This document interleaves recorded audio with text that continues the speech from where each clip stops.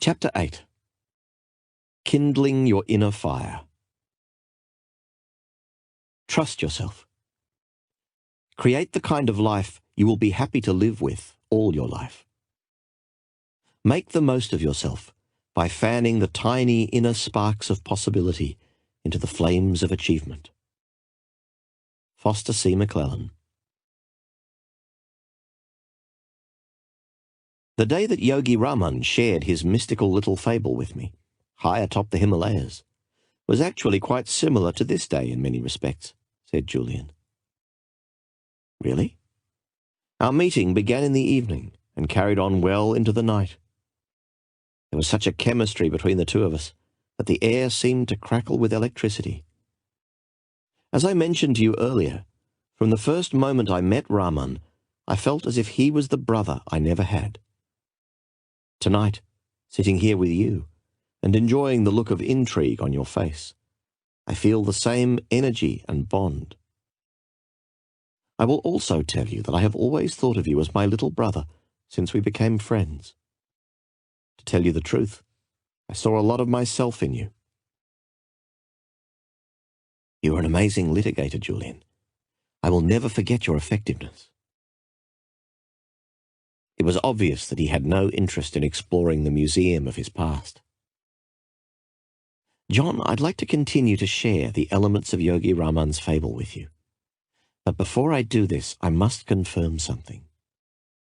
Already you have learned a number of highly effective strategies for personal change, which will do wonders for you if you apply them consistently. I will open my heart to you tonight and reveal everything I know, as it is my duty to do.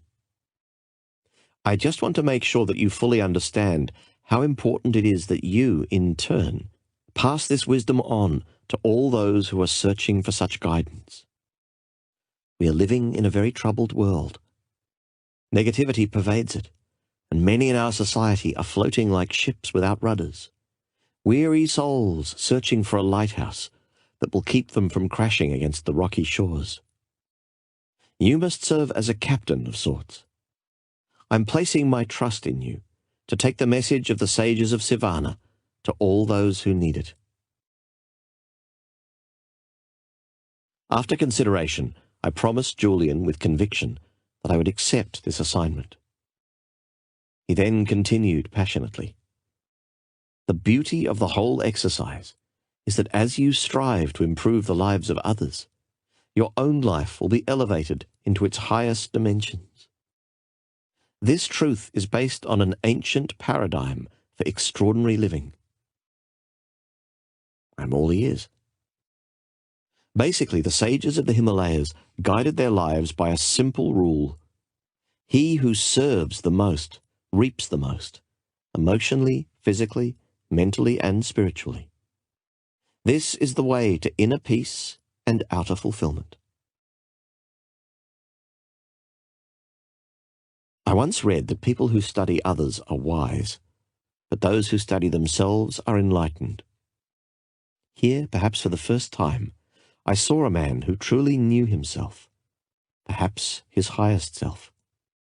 In his austere clothing, with the half-smile of a youthful Buddha gracing his supple face, Julian Mantle appeared to have it all: ideal health, happiness, and an overriding sense of his role in the kaleidoscope of the universe. Yet he owned nothing. This brings me to the lighthouse, said Julian, remaining focused on the task at hand.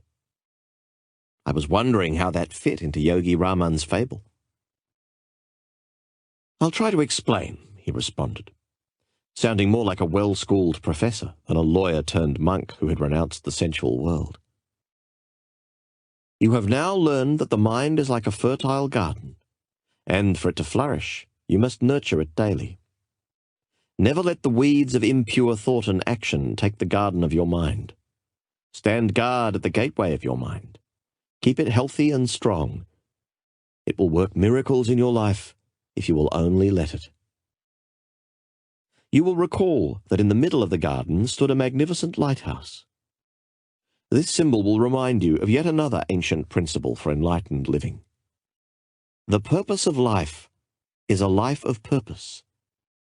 Those who are truly enlightened know what they want out of life, emotionally, materially, physically, and spiritually. Clearly defined priorities and goals for every aspect of your life will serve a role similar to that played by a lighthouse, offering you guidance and refuge when the sea has become rough.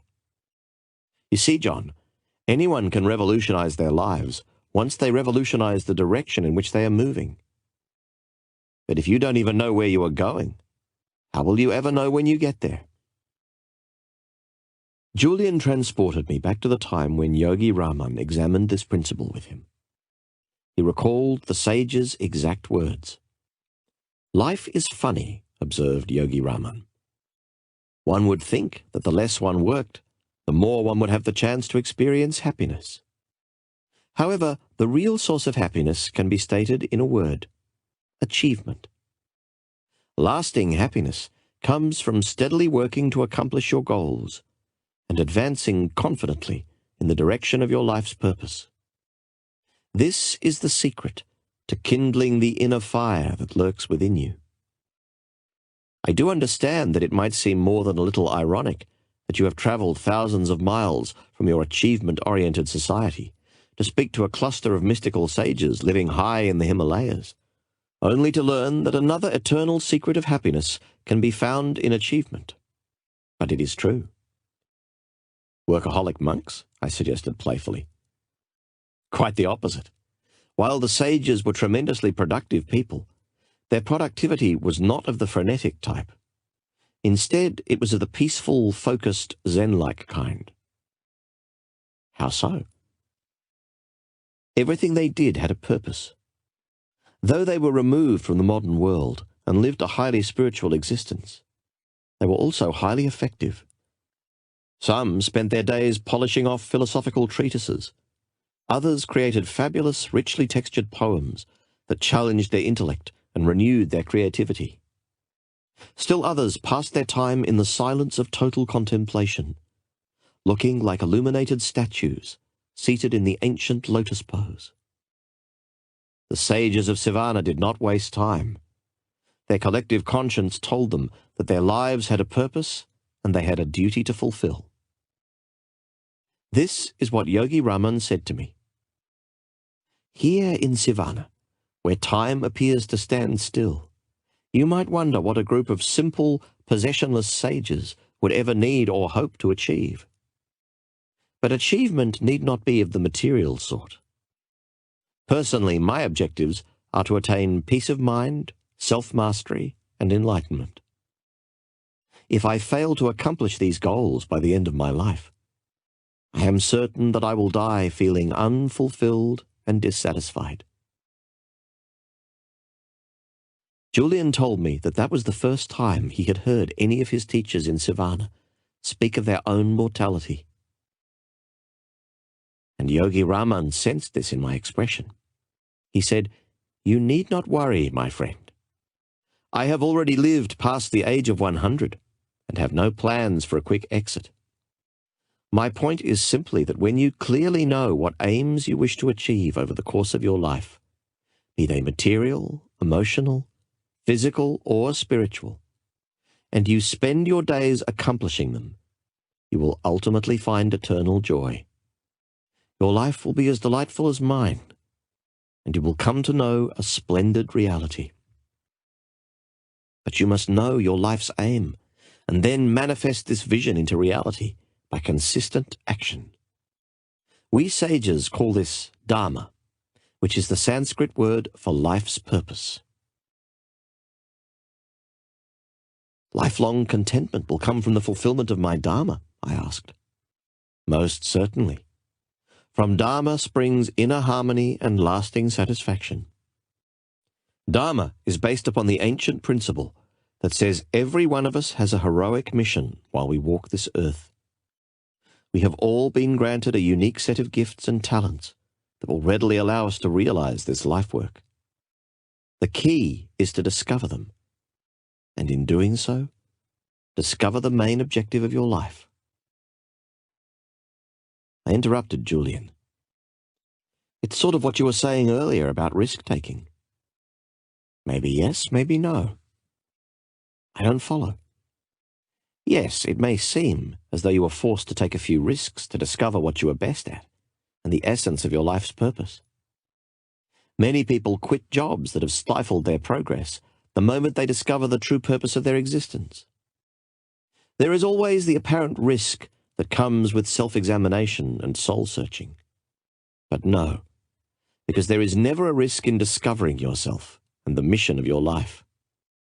Self-knowledge is the DNA of self-enlightenment. It is a very good, indeed essential thing. What is your Dharma, Julian? I asked casually, attempting to mask my burning curiosity. Mine is simple: to selflessly serve others. Remember, you will not find true joy in sleeping, in relaxing, or in spending your time like an idler. As Benjamin Disraeli said, the secret of success is constancy of purpose. The happiness you are searching for comes through reflecting on the worthy aims you are dedicated to achieving, and then taking action daily to advance them. This is a direct application of the timeless philosophy that prescribes that those things that are most important should never be sacrificed to those things that are the least important. The lighthouse in Yogi Raman's fable will always remind you of the power of setting clearly defined, purposeful goals, and, most importantly, of having the character power to act on them. Over the course of the next few hours, I learned from Julian that all highly developed, fully actualized people understand the importance of exploring their talents, uncovering their personal purpose, and then applying their human gifts in the direction of this calling. Some people selflessly serve humanity as physicians, others as artists. Some people discover that they are powerful communicators and become wonderful teachers, while others come to realize that their legacy will be in the form of innovations in the field of business or science. The key is to have the discipline and vision to see your heroic mission and to ensure that it serves other people while you realize it. Is this a form of goal setting? Goal setting is the starting point. Mapping out your objectives and your goals releases the creative juices that get you on the path of your purpose. Believe it or not, Yogi Raman and the other sages were very hot on goals. You're kidding. Highly effective monks living deep in the Himalayan mountains who meditate all night and set goals all day? I love it. John, always judge by results. Look at me. Sometimes I don't even recognize myself when I look in the mirror. My once unfulfilling existence has been replaced by one rich with adventure, mystery, and excitement. I am young again and enjoy vibrant health. I am truly happy. The wisdom I am sharing with you is so potent and so important and so life-giving that you simply must stay open to it. I am, Julian. I really am. Everything you have said makes perfect sense, although some of the techniques do sound a little odd. But I have promised to try them, and I will. I agree that this information is powerful. If I have seen further than others, it is simply because I have stood on the shoulders of great teachers, replied Julian with humility. Here's another example. Yogi Raman was an expert archer, a true master. To illustrate his philosophy on the importance of setting clearly defined objectives in every aspect of one's life and fulfilling one's mission, he offered a demonstration I will never forget. Near where we were sitting there was a magnificent oak tree. The sage pulled one of the roses from the garland he habitually wore and placed it on the center of the trunk. He then pulled 3 objects from the large knapsack that was his constant companion whenever he ventured to distant mountain climbs, such as the one we were visiting. The first object was his favorite bow, made of a wonderfully fragrant yet sturdy sandalwood. The second item was an arrow. The third object was a lily-white handkerchief, the kind I used to wear in the pocket of my expensive suits, to impress judges and juries, Julian added apologetically. Yogi Raman then asked Julian to put the handkerchief over his eyes as a blindfold. "How far away from the rose am I?" Yogi Raman asked his pupil. 100 feet, Julian guessed. "Have you ever observed me in my daily practice of this ancient sport of archery?" the sage inquired, in full knowledge of the response that would come. "I have seen you strike the bullseye from a mark almost 300 feet away, and I cannot recall a time that you have ever missed at your current distance," Julian noted dutifully. Then, with his eyes covered by the cloth and his feet placed securely in the earth, the teacher drew the bow with all his energy and released the arrow, aiming directly at the rose hanging from the tree. The arrow struck the large oak with a thud, missing its mark by an embarrassingly large distance. "I thought you were going to display more of your magical abilities, Yogi Raman. What happened?" "We have travelled to this isolated place for one reason only. I have agreed to reveal all my worldly wisdom to you. Today's demonstration is meant to reinforce my advice on the importance of setting clearly defined objectives in your life and knowing precisely where you are going. What you just saw confirms the most important principle for anyone seeking to attain their goals and to fulfill their life's purpose. You will never be able to hit a target that you cannot see. People spend their whole lives dreaming of becoming happier, living with more vitality, and having an abundance of passion. Yet they do not see the importance of taking even 10 minutes a month to write out their goals and to think deeply about the meaning of their lives, their dharma. Goal setting will make your life magnificent. Your world will become richer, more delightful, and more magical." You see, Julian, our ancestors have taught us that setting clearly defined objectives for what we desire in our mental, physical, and spiritual world is critical to their realization. In the world you came from, people set financial and material goals. There is nothing wrong with this, if this is what you value. However, to attain self-mastery and inner enlightenment, you must set concrete objectives in other areas as well. Would it surprise you to know that I have clearly defined objectives with respect to the peace of mind I desire, the energy I bring to each day, and the love that I offer to all those around me?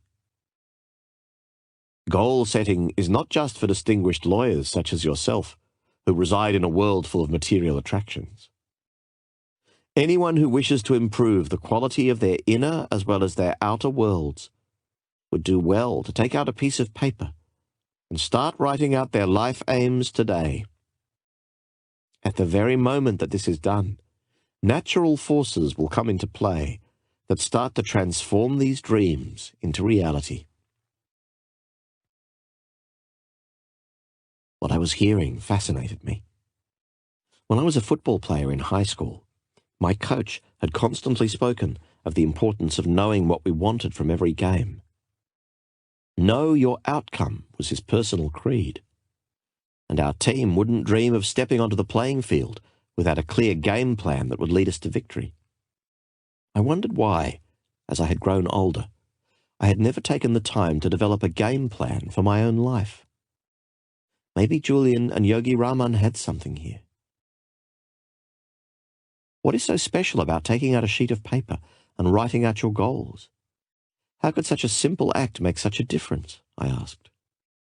Julian was delighted. Your obvious interest inspires me, John.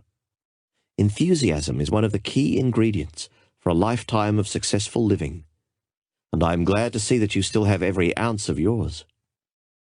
Earlier, I taught you that we each think about 60,000 thoughts on an average day. By writing out your desires and goals on a piece of paper, you send a red flag to your subconscious mind that these thoughts are far more important than the remaining 59,999 other ones. Your mind will then start to seek out all opportunities to realize your destiny like a guided missile. It is really a very scientific process. Most of us are simply not aware of it. A few of my partners are big on goal setting. Come to think of it, they are the most financially successful people I know. But I don't think they are the most balanced, I observed. Perhaps they are not setting the right goals. You see, John, life pretty much gives you what you ask from it. Most people want to feel better, have more energy, or live with greater satisfaction. Yet when you ask them to tell you precisely what it is they want, they have no answer. You change your life the moment you set your goals and start to seek out your Dharma, Julian said, his eyes sparkling with the truth of his words. Have you ever met someone with a strange name and then started to notice that name appearing everywhere, in newspapers, on the television, or at the office? Or have you ever become interested in a new subject, let's say fly fishing, and then noticed that you couldn't go anywhere without hearing about the wonders of fly fishing? This is but one illustration of the ageless principle Yogi Raman called Joriki, which I have since learned means concentrated mind. Concentrate every ounce of your mental energy on self-discovery. Learn what you excel at and what makes you happy. Maybe you are practicing law, but are really meant to be a school teacher, given your patience and love of teaching. Perhaps you are a frustrated painter or sculptor. Whatever it is, find your passion and then follow it. Now that I really think about it, it would be sad to reach the end of my life without realizing that I had some special genius that would have unlocked my potential and helped others, even in a small way. That's right. So from this moment onwards, be acutely aware of your aim in life. Awaken your mind to the abundance of possibility around you. Start to live with more zest. The human mind is the world's largest filtering device. When used properly, it filters out what you perceive as unimportant and gives you only the information you are looking for at that time. At this very moment, as we sit here in your living room, there are hundreds, if not thousands, of things going on that we are not paying any attention to.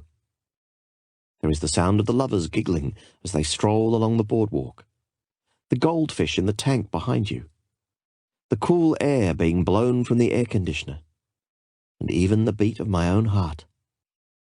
The moment I decide to concentrate on my heartbeat, I start to notice its rhythm and its qualities. Similarly, when you decide to start concentrating your mind on your life's main aims, your mind starts to filter out the unimportant and focus only on the important. To tell you the truth, I think it's about time I discovered my purpose, I said. Don't get me wrong. There are a lot of great things in my life, but it isn't as rewarding as I think it could be. If I left this world today, I really can't say for sure if I've made that big a difference. How does that make you feel? Depressed, I offered with total honesty. I know I have talent. Actually, I was one heck of a good artist when I was younger. That was until the legal profession beckoned with the promise of a more stable life. Do you ever wish you had made painting your profession? I really haven't given it much thought. But I will say one thing. When I painted, I was in heaven. It really fired you up, didn't it? Absolutely. I lost track of time when I was in the studio painting. I would get lost in the canvas. It was a real release for me. It was almost as if I transcended time and moved into another dimension. John, this is the power of concentrating your mind on a pursuit that you love. Goethe said that we are shaped and fashioned by what we love. Maybe your Dharma is to brighten the world with lovely scenes. At least start spending a little time painting every day. How about applying this philosophy to things less esoteric than changing my life? I asked with a grin. This should be good, Julian replied. Like what? Let's say one of my aims, although a minor one, was to drop the spare tire I am carrying around my waist. Where would I start? Don't be embarrassed. you master the art of goal setting and goal getting by starting off small. The journey of 1,000 miles begins with a single step? I asked intuitively. Precisely. And getting good at accomplishing little feats prepares you for realizing the big ones. So, to answer your question squarely, there is nothing wrong with mapping out a full range of smaller goals in the process of planning your bigger ones. Julian told me that the sages of Sivana had created a 5-step method to reach their objectives and fulfill the purposes of their lives. It was simple, practical, and it worked. The first step was to form a clear mental image of the outcome. If this was to lose weight, Julian told me that every morning just after I woke up, I was to envision myself as a lean, fit person, full of vitality and boundless energy. The clearer this mental picture, the more effective the process would be. He said that the mind was the ultimate treasure house of power, and this simple act of picturing my goal would open the gateway to the actualization of this desire. Step 2 was to get some positive pressure on myself. The main reason people do not follow through on any resolutions they make is that it is too easy to slip back into their old ways. Pressure is not always a bad thing. Pressure can inspire you to achieve great ends. People generally achieve magnificent things when their backs are up against the wall, and they are forced to tap into the wellspring of human potential that lies within them.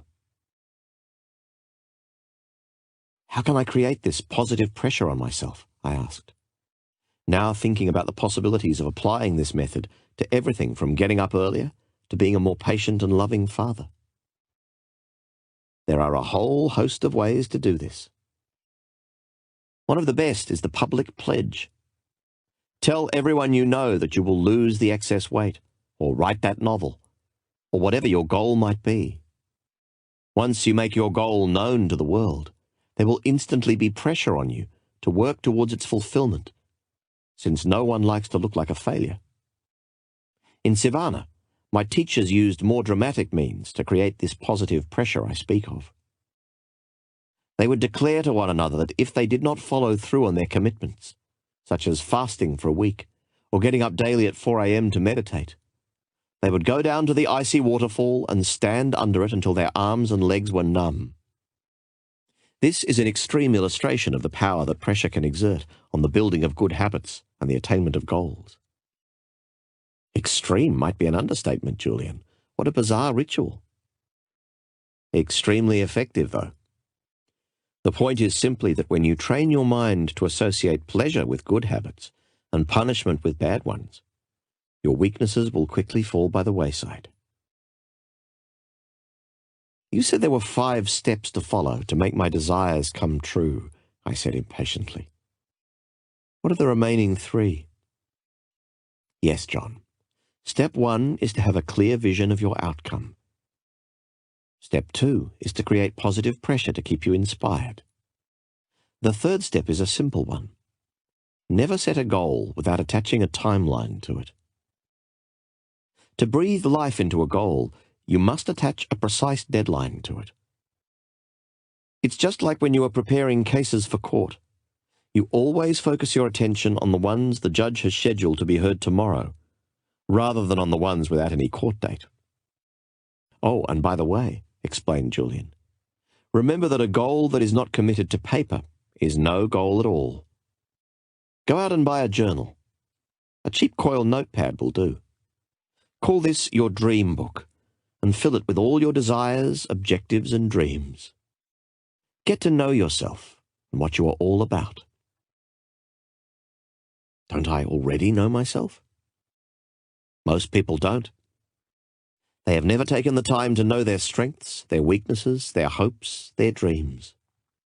The Chinese define image in these terms. There are 3 mirrors that form a person's reflection. The first is how you see yourself. The second is how others see you, and the third mirror reflects the truth. Know yourself, John. Know the truth. Divide your dream book into separate sections for goals relating to the different areas in your life. For example, you might have sections for your physical fitness goals, your financial goals, your personal empowerment goals, your relationship and social goals, and perhaps most importantly, your spiritual goals. Hey, that sounds like fun. I've never thought about doing something as creative as that for myself. I really should start challenging myself more. I agree. Another particularly effective technique I learned is to fill your dream book with pictures of the things you desire and images of people who have cultivated the abilities, talents, and qualities that you hope to emulate.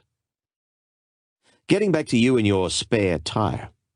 If you want to lose weight and be in outstanding physical shape, paste a picture of a marathon runner or an elite athlete in your dream book. If you want to be the world's finest husband, why not clip out a picture of someone who represents this? Perhaps your father, and put it into your journal in the relationship section. If you are dreaming of a mansion by the sea or a sports car, find an inspiring picture of these objects and use them for your book of dreams. Then review this book daily, even for a few minutes. Make it your friend. The results will startle you. This is pretty revolutionary stuff, Julian. I mean, though these ideas have been around for centuries, everybody I know today could improve the quality of their daily lives by applying even a few of them.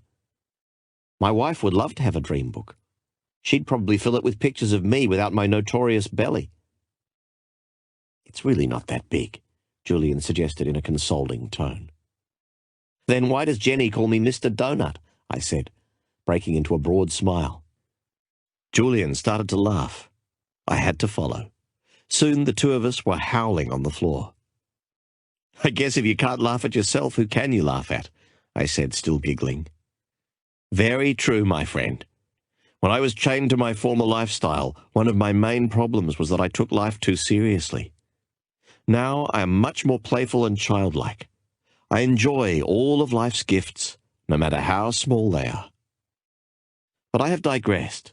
I have so much to tell you, and it is all flowing out of me at once.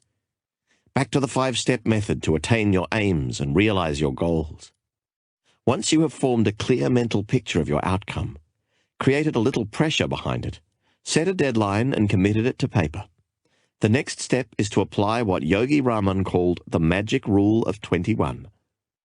The learned men and women of his world believed that for new behavior to crystallize into a habit, one had to perform the new activity for 21 days in a row.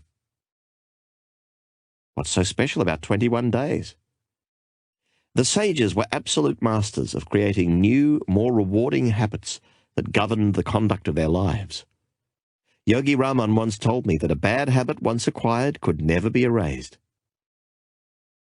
But all evening you have been inspiring me to change the way I live my life. How can I possibly do this if I can never erase any of my bad habits? I said that bad habits can never be erased. I did not say that negative habits could not be replaced, Julian noted with precision. Oh, Julian, you always were the king of semantics, but I think I see your point. The only way to permanently install a new habit is to direct so much energy toward it that the old one slips away like an unwelcome houseguest.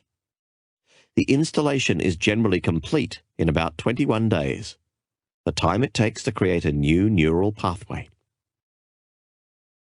Say I wanted to start practicing the Heart of the Rose technique to erase the worry habit and live at a more peaceful pace. Do I have to do it at the same time every day? Good question. The first thing I will tell you is that you never have to do anything. Everything I am sharing with you tonight, I am offering as a friend who is genuinely interested in your growth and development. Every strategy, tool, and technique has been tested over time for effectiveness and measurable results. This I assure you. And though my heart tells me that I should implore you to try all of the methods of the sages, my conscience tells me to simply follow my duty and share the wisdom with you, leaving its implementation up to you. My point is this: never do anything because you have to. The only reason to do something is because you want to, and because you know it is the right thing for you to do. Sounds reasonable, Julian. Don't worry, I haven't felt for even a moment that you were forcing any of this information down my throat. Anyway, the only thing that could ever be forced down my throat these days would be a box of donuts, and that wouldn't take much, I quipped. Julian smiled gingerly. Thanks, pal. Now, to answer your question, my suggestion is that you try the Heart of the Rose method at the same time every day and in the same place every day. There is tremendous power in a ritual. Sports stars who eat the same meal or tie their shoes the same way before the big game are tapping into the power of ritual. Members of a church who perform the same rites, wear the same robes, are using the power of ritual. Even business people who walk the same route or talk the same talk before a big presentation are applying the power of ritual. You see, when you insert any activity into your routine, by doing it the same way at the same time every day, it quickly grows into a habit. For example, most people will do the same thing upon waking up, without giving any thought to what they are doing. They open their eyes, get out of bed, walk to the bathroom, and start brushing their teeth. So, staying with your goal for a period of 21 days and performing the new activity at the same time for each of these days will insert it into your routine. Soon you will be performing the new habit, whether it is meditation, getting up earlier, or reading for an hour every day, with the same ease that you feel while brushing your teeth. The final step for attaining goals and advancing along the path of purpose? The final step in the Sage's method is one that is equally applicable as you advance along the path of your life. My cup is still empty, I said respectfully. Enjoy the process. The sages of Savannah often spoke of this philosophy. They truly believed that a day without laughter or a day without love was a day without life. I'm not sure I follow you. All I'm saying is make sure that you have fun while you're advancing along the path of your goals and purpose. Never forget the importance of living with unbridled exhilaration. Never neglect to see the exquisite beauty in all living things. Today, and this very moment that you and I are sharing, is a gift. Remain spirited, joyful, and curious. Stay focused on your life work and on giving selfless service to others. The universe will take care of everything else. This is one of nature's truest laws. And never regret what has happened in the past? Exactly. There is no chaos in this universe. There is a purpose for everything that has ever happened to you, and everything that will happen to you. Remember what I told you, John. Every experience offers lessons. So stop majoring in minor things. Enjoy your life. Is that it? I still have much wisdom to share with you. Are you tired? Not in the least. Actually, I feel pretty pumped up. You are quite the motivator, Julian. Have you ever thought about an infomercial? I asked mischievously. I don't understand, he replied gently. Never mind, just one of my feeble attempts at humor. Okay, before we move along with Yogi Raman's fable, there is one last point about reaching your goals and your dreams that I would like to impress on you. Go for it. There is one word that the sages spoke of in almost reverential terms. Do tell. This simple word seemed to carry a depth of meaning for them, and it peppered their daily talk. The word I am speaking of is passion, and it is a word you must constantly keep at the forefront of your mind as you follow your mission and attain your goals. A burning sense of passion is the most potent fuel for your dreams. Here in our society, we have lost our passion. We do not do things because we love to do them. We do things because we feel we have to do them. This is a formula for misery. And I am not speaking of romantic passion, although this is another ingredient for a successful, inspired existence. What I am talking about is a passion for life. Reclaim the joy of waking up every morning full of energy and exhilaration. Breathe the fire of passion into all that you do.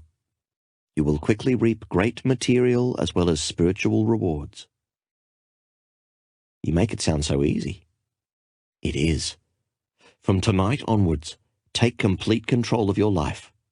Decide once and for all to be the master of your fate. Run your own race. Discover your calling, and you will start to experience the ecstasy of an inspired life. Finally, always remember that what lies behind you and what lies in front of you is nothing when compared to what lies within you. Thanks, Julian. I really needed to hear this. I never realized all that was lacking in my life until tonight. I have been wandering aimlessly through it, lacking a real purpose. Things are going to change, I promise you. I am grateful for this. You're welcome, my friend. I'm simply fulfilling my purpose.